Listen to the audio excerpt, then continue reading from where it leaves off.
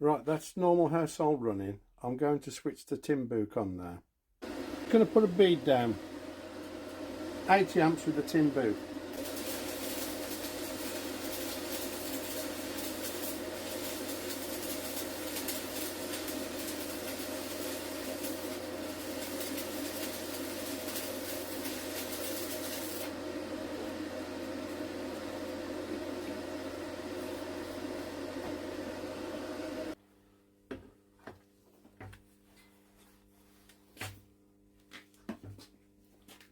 That's not cheap to run.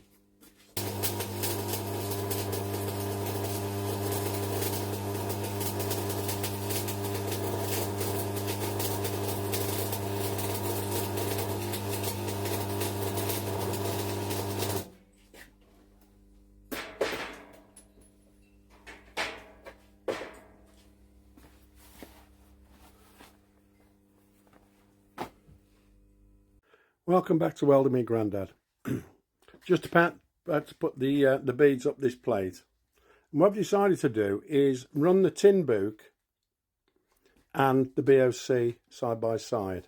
I think we're going to have better restriking with this. It's a DC machine, obviously.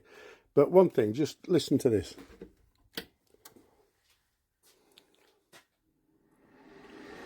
The back of the machine, that's 70 decibels. It's about 50 or something here. Whereas Old Faithful,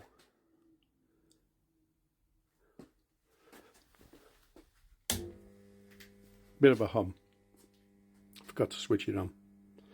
Right, so I'll do the BOC on the left side, the tin book on the right, and they're the last of the 4 electrodes from this old packet. And I think this old packet is newer than this packet because that colour's degraded so much. So they don't print the age on them, they just do a batch number. I used to work for Murex. They had the largest spanning roof in Europe down at their Waltham Cross factory where they made the electrodes. Right, anyway, getting back to the subject. Nanny's had my shirt. I'm in a red one now. The blue one before. And I've just been told politely that it's not 30 years old, but it's about 28, so, and it's still one of my best ones. So we're going to see how this goes. Also, I like to position my welders as far away as possible from the job. That's why I always have extended leads, connectors and things. So here we go.